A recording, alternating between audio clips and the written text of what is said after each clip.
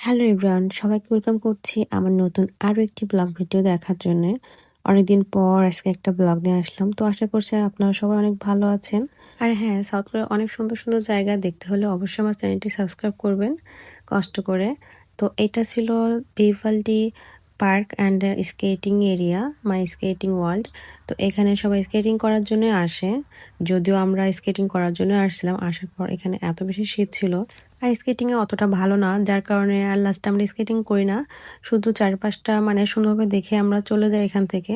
তো এখান এখান থেকে সবাই রেডি হচ্ছে, এখান থেকে ড্রেস আপ থেকে শুরু করে মানে যাবতীয় যা যা লাগে সব কিছু এখান থেকে রেন্টে নিতে হয় মানে প্রথমে।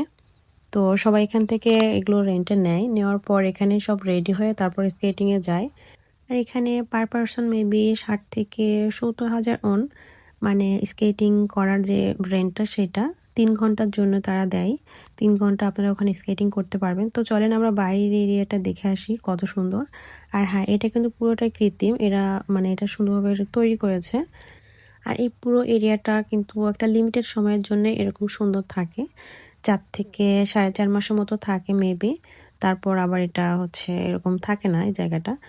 অনেক অনেক সুন্দর লাগতেছিল কাছ থেকে, আসলে ভিডিওতে অতটা মানে সুন্দর কেমন লাগতেছে আমি আসলে জানি না। কিন্তু সামনাসামনি দেখতে বেশ ভালো লাগতেছিল। আর বিশেষ করে এখানে অনেক এরকম ধোঁয়ার মতো উঠতেছিল, সাদা সবকিছু, আর অনেক পাহাড়ের উপর থেকে এইরকম সুন্দর করে এটা বানানো বরফ দিয়ে। এখানে প্রতিদিনই প্রায় অনেক অনেক মানুষ ভিজিট করতে আসে, স্কেটিং করতে আসে অনেক অনেক দূর থেকে, কারণ এর পাশে অনেক মোটেল হোটেল আছে। এগুলোতে অনেক দূর থেকে মানুষ মানে ঘুরতে আসে বা স্কেটিং করার জন্য আসে, সেখানে স্টে করে আর এখানে ঘোরে। তো যাই হোক, এর পাশে আরও একটা সুন্দর জায়গা আছে, জায়গাটার নাম আমার ঠিক স্মরণ নেই, বাট আমরা দেখেছি ওটা সামারের টাইমে ওইটা খুব বেশি জমজমাট থাকে, বাট উইন্টারে ওইটা অফ ছিল, এই জন্য আমরা যাইনি। তো এখানে মানে কোরিয়ান বাচ্চা, ছোট ছোট বাচ্চাগুলো অনেক বেশি এনজয় করছিল। মানে ওদের কাছে শীত লাগতেছে কিনা আমি জানি না আসলে। আর আমাদের তো প্রচুর শীত লাগতেছিল, শীতের কারণে আমরা ভাবছি যে স্কেটিং আর নাই করি, আর স্কেটিং ভালো পারিও না। আর যারা পইরা হাত পা ভাঙার থেকে আমরা ভাবলাম যে আমরা এখানে দেখা এমনি দেখে চলে যাই। আর উপর দিয়ে ক্যাবল কারও ছিল, অনেকে ক্যাবল কারে ঘুরতেছে, হয়তো বা দেখতে পাচ্ছেন নাকি না, এই পাশে আছে ক্যাবল কার। তো ওই ক্যাবল কারে অনেকে এনজয় করতেছে। আর বিশেষ করে যারা অনেক ভালো স্কেটিং পারে তারা তো পাহাড়ের উপরে অনেক অনেক মানে এনজয় করতেছে, এই যে দূরে দেখা যাচ্ছে সব পাখি ঘুরতেছে। আর যারা মানে কোনো রকমে পারে তারাই যেরকম নিচে এই পাশটাতেই মানে হেঁটে হেঁটে এরকম করতেছে আর কি, হেঁটে হেঁটে বেড়াচ্ছে। আর স্কেটিং তো অনেক বেশি রিস্কি, এখানে পড়লেই হাত পা ভাঙার সম্ভাবনা থাকে। তো যার কারণে যারা আসলে কম পারে তারা এরকম নিচেটাতেই ঘুরতেছে, হাঁটতেছে।